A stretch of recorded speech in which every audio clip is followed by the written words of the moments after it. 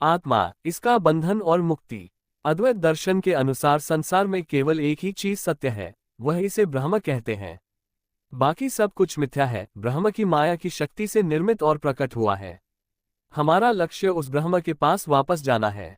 हम में से प्रत्येक वह ब्रह्म, वह सत्य और यह माया है। यदि हम इस माया या अज्ञान से मुक्त हो सके तो हम वही बन जाएंगे जो हम वास्तव में हैं।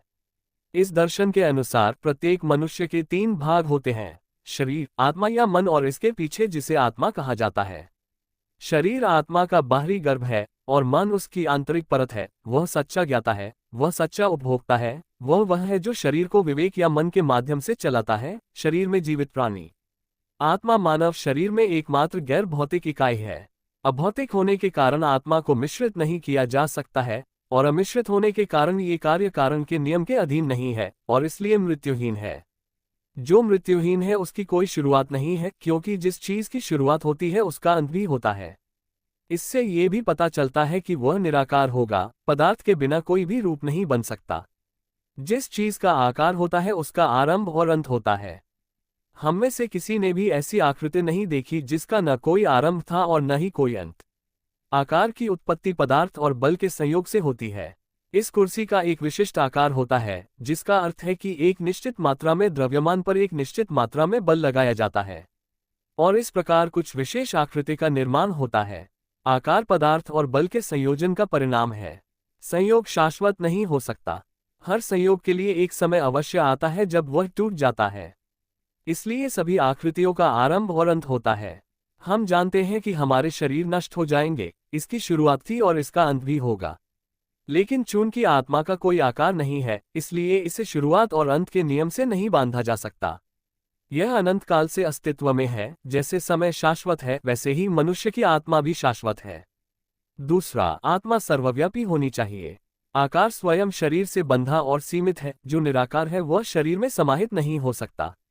तो अद्वैत वेदांत के अनुसार आपके अंदर जो आत्मा है, मुझ में, सब में, सर्वव्यापी। अब आप जितने इस धरती पर हैं उतने ही सूरज में हैं, उतने ही इंग्लैंड में हैं, उतने ही अमेरिका में हैं। लेकिन आत्मा मन और शरीर के माध्यम से कार्य करती है और उसका कार्य जहां कहीं भी दिखाई देता है। हम जो भी कार्य करते हैं, जो भी विचार करते हैं, उसका प्रभाव हमारे मस्तिष्क पर पड़ता है। उस छाप को संस्कृत में संस्कार कहते हैं। इन संस्कारों का योग एक जबरदस्त शक्ति बन जाता है, जिसे चरित्र कहा जाता है। एक आदमी का चरित्र कुछ ऐसा है जो उसने अपने लिए बनाया है। यह उसके जीवन भर किए गए शारीरिक एवं मानसिक कर्मों का फल है। उन संस्कारों का कुल योग ही वह शक्ति है जो मृत्यु के बाद मनुष्य की गति निर्धारित करती है। जब कोई इंसान मरता है तो उसका शरीर नष्ट हो जाता है और वह अपने मूल तत्वों में विलीन हो जाता है, लेकिन संस्कार मन से जुड़े रहते हैं।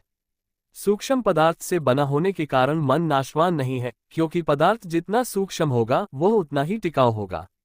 लेकिन अंततः मन नष्ट हो जाता है और हम इसी के लिए प्रयास कर रहे हैं। इस विषय पर मैं जो सबसे अच्छा उदाहरण सोच सकता हूं वह सर्पिल का है। विभिन्न दिशाओं से आने वाली वायु की विभिन्न धाराएं एक बिंदु पर मिलती हैं और संगम पर चक्कर लगाने लगती हैं। जैसे जैसे वे आगे बढ़ते हैं, वे धूल का ढेर बनाते हैं, जिसमें कागज के टुकड़े और चिंगारी आदि खींच जाते हैं। कुछ दूर जाने के बाद वह उन्हें नीचे फेंक देता है और दोबारा दूसरी जगह ऐसा खंभा खड़ा कर देता है। इस प्रकार एक स्थान से दूसरे स्थान तक घूमते हुए भंवर अपने सामने आने वाली वस्तु से नए स्तंभों का निर्माण करते हुए आगे बढ़ता है। उसी तरह से शक्ति, जिसे संस्कृत में प्राण कहा जाता है, पदार्थ से शरीर और मन को इकट्ठा करती है और बनाती है और शरीर के गिरने तक उसे चलाती है। फिर वह एक नया पदार्थ लेता है, उससे एक नया शरीर बनाता है और जब वह गिर जाता है तो एक नया शरीर बनाता है। इस प्रकार ये तुरंत कार्रवाई करता है। कोई भी बल ठोस पदार्थ के माध्यम के अलावा अन्यत्र गति नहीं कर सकता। इसलिए जब शरीर गिर जाता है तो मन बना रहता है और संस्कार के रूप में प्राण उस पर कार्य करता है और फिर ये दूसरे केंद्र में जाता है, वहां नई सामग्री उठाता है और एक नया भंवर बनाता है और एक और गति शुरू करता है। इस प्रकार वह एक स्थान से दूसरे स्थान तक तब तक भटकता रहता है जब तक कि उसकी शक्ति समाप्त न हो जाए। अंततः वह थककर शांत हो जाता है। तो जब मन समाप्त हो जाएगा, पूर्णतया नष्ट हो जाएगा, कोई संस्कार नहीं रह जाएगा, हम पुनर्तः मुक्त हो जाएंगे, तब तक हम बंधन में हैं। तब तक आत्मा मन के बवंडर से ढकी रहती है और कल्पना करती है कि मैं एक शरीर से दूसरे शरीर में जा रहा हूं। जब बवंडर शांत हुआ, जाते समय आत्मा को यह एहसास होता है कि वह सर्वव्यापक है। वह जहां चाहे जा सकता है, वो पूरी तरह से स्वतंत्र है और उसके पास जितने चाहे उतने शरीर और दिमाग बनाने की शक्ति है, लेकिन तब तक वह बवंडर के साथ ही जा सकता था। यह मुक्ति जिसकी ओर हम सब बढ़ रहे हैं, यही हमारा लक्ष्य है। मान लीजिए कि इस कमरे में एक गेंद है और हम में से प्रत्येक के हाथ में एक टुकड़ा है। टिपला से हम उस गेंद को मारना शुरू करते हैं। सैकड़ों बार झेलने के बाद गेंद को इधर उधर धकेला जाता है और अंत में कमरे से बाहर निकल जाता है। ये कितनी ताकत से और किस दिशा में निकलेगा, इसका निर्धारण कमरे के अंदर इस पर कार्य करने वाली शक्तियों द्वारा किया जाएगा। उसे जो भी अलग अलग झटके मिले हैं, उनका परिणाम उस पर पड़ेगा। हमारी प्रत्येक शारीरिक या मानसिक क्रिया एक ऐसा ही आघात है। मानव मन एक गेंद की तरह है जिसे मारा जा सकता है। इस सांसारिक दीवानखाने में हम हमेशा से ही मार खाते आ रहे हैं और इन सभी मारों की शक्ति से ही हमारा संसार से बाहर जाना तय होता है। प्रत्येक मामले में गेंद की गति और दिशा उससे प्राप्त स्ट्रोक से निर्धारित होती है, तो इस संसार में हमारे सभी कार्य हमारे भविष्य के जन्म को निर्धारित करेंगे। इस प्रकार हमारा वर्तमान जन्म भी हमारे अतीत का परिणाम है। चलिए एक उदाहरण लेते हैं। मान लीजिए मैं आपको एक अंतहीन श्रृंखला देता हूं। इसमें एक ही समय में एक काला लिंक और एक सफेद लिंक है। इसका कोई अंत नहीं है। अब मैं आपसे पूछता हूं कि श्रृंखला की प्रकृति क्या है।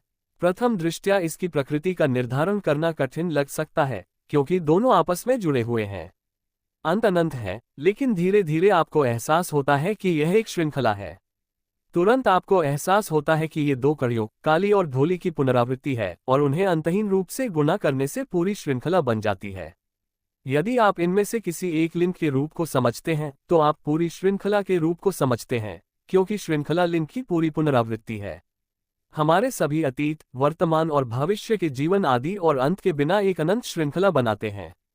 प्रत्येक जीवन की अपनी एक कड़ी होती है और उसके दो छोर होते हैं, जन्म और मृत्यु। हम यहाँ क्या हैं और क्या करते हैं, ये बार बार दोहराया जाता है, अंतर बहुत कम है। इसलिए यदि हम इन दो कड़ियों को जानते हैं, तो हम उन सभी रास्तों को जान लेंगे जिन्हें हमें इस दुनिया में अपनाना है। इसलिए जाते समय आत्मा को यह एहसास होता है कि वह सर्वव्यापक है। वह जहाँ चाहे जा सकता है, वो पूरी तरह से स्वतंत्र है और उसके पास जितने चाहे उतने शरीर और दिमाग बनाने की शक्ति है, लेकिन तब तक वह बवंडर के साथ ही जा सकता था। यह मुक्ति जिसकी ओर हम सब बढ़ रहे हैं, यही हमारा लक्ष्य है। मान लीजिए कि इस कमरे में एक गेंद है और हम में से प्रत्येक के हाथ में एक टुकड़ा है। टिपला से हम उस गेंद को मारना शुरू करते हैं। सैकड़ों बार झेलने के बाद गेंद को इधर उधर धकेला जाता है और अंत में कमरे से बाहर निकल जाता है। ये कितनी ताकत से और किस दिशा में निकलेगा, इसका निर्धारण कमरे के अंदर इस पर कार्य करने वाली शक्तियों द्वारा किया जाएगा। उसे जो भी अलग अलग झटके मिले हैं, उनका परिणाम उस पर पड़ेगा। हमारी प्रत्येक शारीरिक या मानसिक क्रिया एक ऐसा ही आघात है। मानव मन एक गेंद की तरह है जिसे मारा जा सकता है। इस सांसारिक दीवानखाने में हम हमेशा से ही मार खाते आ रहे हैं और इन सभी मारों की शक्ति से ही हमारा संसार से बाहर जाना तय होता है। प्रत्येक मामले में गेंद की गति और दिशा उससे प्राप्त स्ट्रोक से निर्धारित होती है, तो इस संसार में हमारे सभी कार्य हमारे भविष्य के जन्म को निर्धारित करेंगे। इस प्रकार हमारा वर्तमान जन्म भी हमारे अतीत का परिणाम है। चलिए एक उदाहरण लेते हैं। मान लीजिए मैं आपको एक अंतहीन श्रृंखला देता हूं। इसमें एक ही समय में एक काला लिंक और एक सफेद लिंक है। इसका कोई अंत नहीं है। अब मैं आपसे पूछता हूं कि श्रृंखला की प्रकृति क्या है। प्रथम दृष्टया इसकी प्रकृति का निर्धारण करना कठिन लग सकता है, क्योंकि दोनों आपस में जुड़े हुए हैं। अंत अनंत है, लेकिन धीरे धीरे आपको एहसास होता है कि यह एक श्रृंखला है। तुरंत आपको एहसास होता है कि ये दो कड़ियों, काली और धोली की पुनरावृत्ति है और उन्हें अंतहीन रूप से गुणा करने से पूरी श्रृंखला बन जाती है। यदि आप इनमें से किसी एक लिंक के रूप को समझते हैं, तो आप पूरी श्रृंखला के रूप को समझते हैं, क्योंकि श्रृंखला लिंक की पूरी पुनरावृत्ति है। हमारे सभी अतीत, वर्तमान और भविष्य के जीवन आदि और अंत के बिना एक अनंत श्रृंखला बनाते हैं। प्रत्येक जीवन की अपनी एक कड़ी होती है और उसके दो छोर होते हैं, जन्म और मृत्यु। हम यहाँ क्या हैं और क्या करते हैं, ये बार बार दोहराया जाता है, अंतर बहुत कम है। इसलिए यदि हम इन दो कड़ियों को जानते हैं, तो हम उन सभी रास्तों को जान लेंगे जिन्हें हमें इस दुनिया में अपनाना है। इसलिए यह विश्वास करना मूर्खता है कि केवल मनुष्यों में ही आत्माएं होती हैं और जानवरों में नहीं। मैंने इंसानों को जानवरों से भी बदतर देखा है। जैसे ही मानव आत्मा अपने संस्कारों के अनुसार एक शरीर से दूसरे शरीर में जाती है, वह उच्च और निम्न शरीरों तक ही सीमित रहती है, लेकिन वह मनुष्य के रूप में केवल उच्चतम शरीर में ही मुक्ति प्राप्त कर सकती है। मानव शरीर दिव्य शरीर से ऊंचा है और सभी शरीरों में सर्वोच्च है। मनुष्य सृष्टि का सर्वोच्च प्राणी है, क्योंकि वह स्वतंत्र हो सकता है। जिस प्रकार डायनमो से निकलने वाली बिजली अपना चक्कर पूरा करने के बाद अपने आप में लौट आती है, उसी प्रकार संपूर्ण ब्रह्मांड ब्रह्म में था, जैसे कि उसे वापस प्रक्षेपित किया गया हो और अपने उद्गम बिंदु तक पहुंचने के रास्ते पर चलता रहता है जहां से उसे प्रक्षेपित किया गया था। जीवन के बारे में भी यही सच है। ब्रह्म से निकलकर पौधों और जानवरों के शरीर से गुजरते हुए वह अंततः मानव शरीर में आ गया है और ब्रह्म का निकटतम रूप मनुष्य है। जीवन का महान संघर्ष उस ब्रह्म की ओर लौटना है जहां से हमें प्रक्षेपित किया गया है। यदि लोग इसे नहीं जानते तो ये कुछ भी नहीं है। दुनिया भर में खनिजों में, पौधों में, जानवरों में जो भी हलचल या प्रयास हम देखते हैं वह केंद्र तक पहुंचने और स्थिर होने का प्रयास है। जो संतुलन था वह गड़बड़ा गया है, इसलिए सभी भाग और परमाणु और अणु अपना खोया हुआ संतुलन पुनः प्राप्त करने का प्रयास कर रहे हैं। इस प्रयास में वे सभी एक दूसरे से एकजुट हो जाते हैं और फिर से नए शरीर बनाते हैं, और इस तरह प्रकृति की अद्भुत घटनाएं निर्मित होती हैं। वनस्पति जीवन में, पशु जीवन में और अन्यत्र चल रहे सभी प्रयास और प्रतिस्पर्धाएं, सभी सामाजिक उथल-पुथल और युद्ध उस खोए हुए संतुलन को पुनः प्राप्त करने के शाश्वत प्रयास की अभिव्यक्तियां हैं। जन्म और मृत्यु की परंपरा से उभरना, ये यात्रा जिसे संस्कृत में संसार कहा जाता है, इसका शाब्दिक अर्थ है जन्म और मृत्यु का चक्र। इस चरण से गुजरते ही सारी सृष्टि देर सबेर मुक्त हो जाएगी। यहाँ ये प्रश्न उठाया जा सकता है कि यदि हम सब मुक्त होने ही वाले हैं तो हम मुक्त होने का प्रयास क्यों करें? अगर कोई रिहा होने वाला है तो हम बैठकर इंतजार क्यों नहीं करते? ये सत्य है कि देर सवेर प्रत्येक प्राणी मुक्त हो जाएगा, कोई भी नहीं बचेगा। किसी भी चीज को पूरी तरह से नष्ट नहीं किया जा सकता, सब कुछ ऊपर जाना चाहिए। यदि हाँ, तो हमें प्रयास करने की आवश्यकता क्यों है? पहले एक, प्रयास ही एकमात्र साधन है जो हमें केंद्र तक लाता है, और दूसरी बात, हम नहीं जानते कि हम प्रयास क्यों करते हैं, हमें वह करना होगा। हजारों मनुष्यों में से केवल कुछ ही जानते हैं कि वे मुक्त हो जाएंगे। मानव जाति का बड़ा हिस्सा भौतिक चीजों से संतुष्ट है, लेकिन कुछ ऐसे भी हैं जो जाग रहे हैं, जो यहाँ इस खेल से तंग आ चुके हैं और अपनी फॉर्म में वापस जाना चाहते हैं। ये लोग सचेत रूप से प्रयास करते हैं, जबकि अन्य लोग अनजाने में प्रयास करते हैं। वेदांत दर्शन का आरंभ और अंत संसार का त्याग है, असत्य का त्याग, और जो सत्य है उसे स्वीकार करना। जो लोग इस दुनिया से बहुत प्यार करते हैं वे पूछ सकते हैं, हमें दुनिया को छोड़ने की कोशिश क्यों करनी चाहिए केंद्र में जाने के लिए? मान ले कि हम सब ईश्वर से आए हैं, लेकिन ये दुनिया मजेदार भी है और खूबसूरत भी, तो फिर हम दुनिया का अधिक से अधिक आनंद लेने का प्रयास क्यों नहीं करते? हमें इससे बाहर निकलने की कोशिश क्यों करनी चाहिए? देखो, लोग कहते हैं कि संसार में प्रतिदिन कितनी आश्चर्यजनक प्रगति हो रही है, जीवन के लिए कितनी विलासिताएं तैयार हैं। ये बहुत आनंददायक है, हम इससे बाहर क्यों निकले? इससे बेहतर कुछ भी क्यों आजमाएं? इसका उत्तर यह है कि यह संसार नष्ट होने वाला है, टुकड़े टुकड़े होने वाला है, और हमने कई बार वही परिणाम भुगते हैं। अब हम जो भी रूप देखते हैं वे कई बार प्रकट हो चुके हैं, और जिस दुनिया में हम रहते हैं वह पहले भी कई बार यहाँ आ चुकी है। मैं पहले भी कई बार यहाँ आ चुका हूँ और आपके सामने व्याख्यान दे चुका हूँ।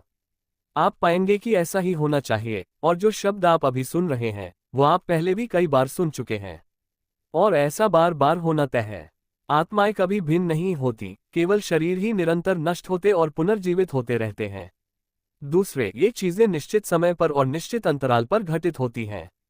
मान लीजिए कि 3-4 भुजाएं हैं। जब हम पासे को घुमाते हैं तो एक ओर 5 का, दूसरी ओर 4 का, तीसरी ओर 3 का और चौथी ओर 2 का दाना दिखता है। यदि आप पासे को बार बार घुमाएंगे तो कई बार ऐसा होगा जब पासा उसी क्रम में वापस आएगा। आप बस पासा पलटें और चाहे कितना भी समय बीत जाए, पासा फिर से उसी क्रम में गिरेगा। कई बार बिछाने के बाद यह नहीं कहा जा सकता कि वह उसी क्रम में वापस आएगा, इसे संयोग का नियम कहा जाता है। यही बात जीवित प्राणियों और उनके रिश्तों के बारे में भी सच है। समय की अवधि कितनी भी लंबी क्यों न हो, वे संयोजन और अलगाव बार बार घटित होंगे। उसका जन्म, उसका खाना पीना और फिर उसकी मृत्यु की पुनरावृत्ति होनी है। कुछ लोगों के लिए संसार के सुखों से बढ़कर कुछ भी नहीं है, लेकिन वे एक ऊंची भूमिका तक पहुंचना चाहते हैं। उन्हें लगता है कि ये मौज मस्ती अंतिम लक्ष्य नहीं है, वे बस गुजर रहे हैं। प्रत्येक शरीर छोटे कीड़े से लेकर मजबूत इंसान तक लगातार घूमने वाले पेंडुलम के एक झटके की तरह है। गाड़ी गोल गोल घूमती रहती है, लेकिन उसमें सवार लोग बदल जाते हैं। एक व्यक्ति मुश्किल में फंस जाता है, बांस के साथ घूमता है और फिर बाहर निकल जाता है, लेकिन बांस चलता रहता है। जीव एक शरीर में प्रवेश करता है, कुछ समय तक उसमें निवास करने के बाद उसे छोड़कर दूसरे शरीर में चला जाता है, उसे छोड़कर पुनः तीसरे में प्रवेश करता है। इस प्रकार ये फिर से होता है। जीव तब तक जारी रहता है जब तक वह चक्र से बाहर नहीं निकल जाता और मुक्त नहीं हो जाता। हर देश और हर युग में मनुष्य के जीवन के अतीत और भविष्य की भविष्यवाणी करने की अद्भुत शक्ति पाई गई है। व्याख्या यह है कि जब तक आत्मा कारण और प्रभाव के क्षेत्र में भटकती है, तब तक उसके कार्य कारण और प्रभाव के नियम से बहुत प्रभावित होते हैं। यद्यपि इसकी प्राकृतिक स्वतंत्रता पूरी तरह से नष्ट नहीं हुई है, और जिस तरह मुक्त पुरुषों के मामले में वे जीवन को कार्य और कारण की श्रृंखला से बाहर निकालने की सीमा तक अपना प्रभाव डाल सकते हैं, उसी तरह उन पुरुषों के लिए भी यह संभव है जिनके पास कार्यों के क्रम को समझने की अंतर्दृष्टि है और वे अतीत के साथ साथ भविष्य भी बता सकते हैं। यदि कोई इच्छा या लालसा या आवश्यकता मन में बनी रहती है, तो यह निश्चित संकेत है कि अभी भी अधूरापन है, क्योंकि पुनर्तः मुक्त आत्मा को कोई लालसा नहीं हो सकती। भगवान को किसी चीज की लालसा नहीं हो सकती। वह चाहेगा तो भगवान नहीं होगा, अधूरा हो जाएगा। तो भगवान यही चाहते हैं और चाहते हैं कि कभी नाराज हो, कभी प्रसन्न हो। ये सब लड़कों को समझाने की बातें हैं, इसका कोई मतलब नहीं है। इसलिए सभी उपदेशकों ने कहा है कि किसी भी चीज की इच्छा मत करो, सभी लालसाओं को त्याग दो और पूरी तरह से संतुष्ट हो जाओ। जब कोई बच्चा इस दुनिया में आता है तो वह घुटनों के बल चलता है, उसके कोई दांत नहीं होते, और जब कोई बूढ़ा आदमी इस दुनिया से चला जाता है तो वह भी दांतहीन और लंगड़ा हो जाता है। दोनों सिरे एक जैसे हैं, लेकिन एक बच्चे को जीवन का कोई अनुभव नहीं होता, जबकि एक बूढ़े व्यक्ति को यह सब झेलना पड़ता है। जब आकाशीय तत्व ईथर का कंपन बहुत धीमा होता है तो प्रकाश नहीं होता, अंधकार होता है। यहाँ तक कि जब कंपन बहुत तेज होते हैं तब भी परिणाम एक अंधेरा एहसास होता है। दोनों छोर आमतौर पर एक जैसे दिखते हैं, हालांकि एक छोर दूसरे से उत्तर दक्षिण ध्रुव जितना दूर है। दीवार में कोई चाहत नहीं होती, न ही एक आदर्श इंसान में, लेकिन एक दीवार के पास लालसा करने के लिए कोई चेतना नहीं है, जबकि एक आदर्श इंसान के पास लालसा करने के लिए कुछ भी नहीं है।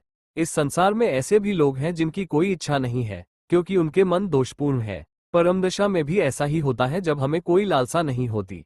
लेकिन ये दोनों अवस्थाएं एक ही अस्तित्व के दो विपरीत छोर है। एक छोर जानवर के करीब है और दूसरा भगवान के करीब है।